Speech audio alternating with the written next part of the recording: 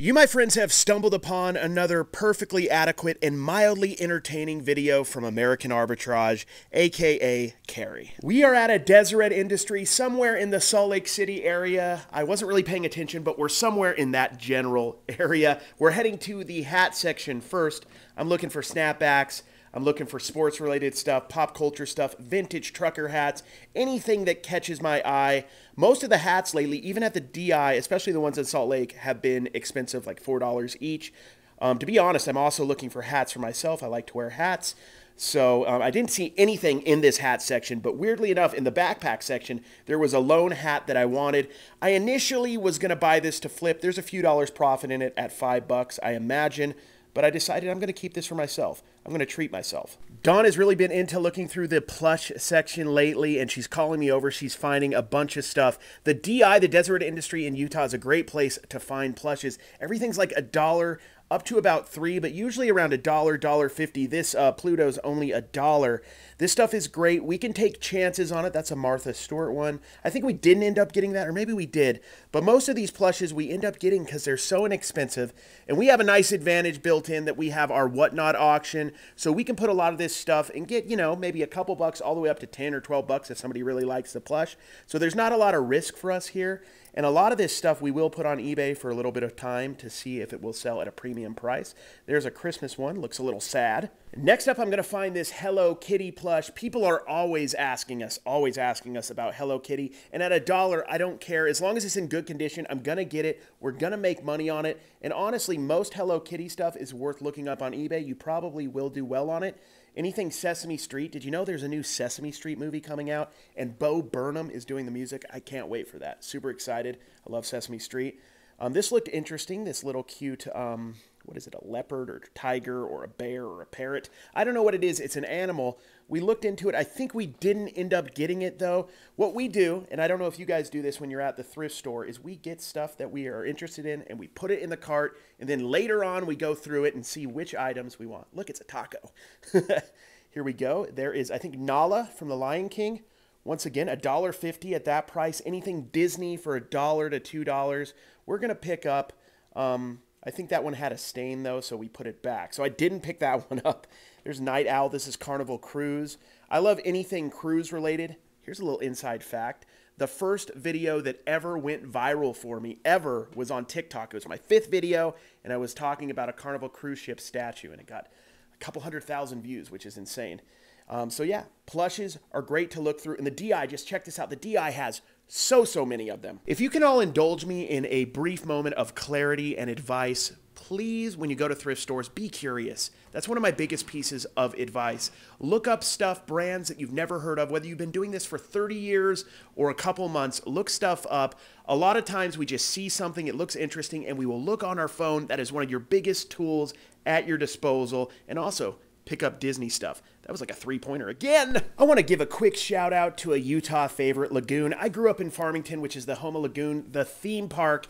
Everybody from Farmington works there for a short time. I worked there for, I think, 2 weeks, and I probably am going to go down, guys, as one of the worst employees they've ever had. In all seriousness, I wasn't actually that bad, but one nice thing that thrifting, garage selling, reselling has afforded me is the ability to not have to work a job like that, or any job. I do this full time, and I have for the most part of the last 10 years. I'm able to thrift and garage sale when I want, post when I want, sell what I want, and just pace around my store like I am right now, yelling into space at a thrifting video. It's a little odd, but I love it. Hush, everyone. We're now looking at priceless items encased in glass, none of which we'll ever be able to afford. These will sit for years, decades even, until the next generation encounters them. More priceless items await. It seems as if we found an ancient flip phone, brand new in the box. Back in the antiquities, you could only use those to talk and text, and you better not go over your texting limit, or you will owe thousands of dollars. Now off to the yard area. I don't know if other thrift stores have this, but the DI has a yard area where all the big items are: toys, plushes, furniture, lawnmowers, stuff like that, suitcase, luggage. I like looking at the plushes and the toys usually. There's a ton of plushes. Super inexpensive here. That giant Mickey was only $2, but it had a bunch of stains, so I had to pass. Just looking through here, seeing if I can find any Pokemon. I thought that might have been Barney for a second, but it was just some other random dinosaur. I'm just looking for deals and steals. I don't mind shipping this stuff.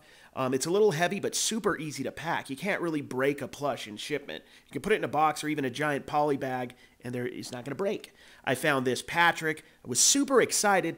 A boxing Patrick, but I looked him up, and he's missing his helmet. He had a helmet, and this one didn't have it, so I had to pass on it. So I've been watching YouTube reselling channels almost my whole time. I've been reselling over a decade, since 2011, and one of the first things I learned in the few channels that were out back then was electric pencil sharpeners were good. Unfortunately, I don't know if the market changed or maybe they were never that good. That one just isn't worth much money. Living Scriptures DVDs are big here in Utah. In fact, I worked at Living Scriptures right after I got back from my Mormon mission, and I worked there for a couple months selling DVDs. They just went from VHS to DVDs. These can sell pretty well, especially back in the day. This is like a set of like 8 or 10 of them in the bag at $2 a piece. I decided to pick a few up. They're not selling amazingly well, especially without the case, but I think I can do probably $10 to $20 a lot. I ended up in total picking up 3 or 4. I can always come back to this DI if they do really well and buy some more. That whole time I was wandering around the thrift store, Dawn was still digging through the plushes. She found a couple of IKEA plushes, once again, at a couple bucks a piece. We really can't lose if we take a chance on these, so I believe we ended up getting these. And she also found something awesome she had just recently learned about, I had just recently learned about, and that is a Jelly Cat plush. This little panda right here, believe it or not, only $1. This panda right here should get us about $50 to $60 plus shipping.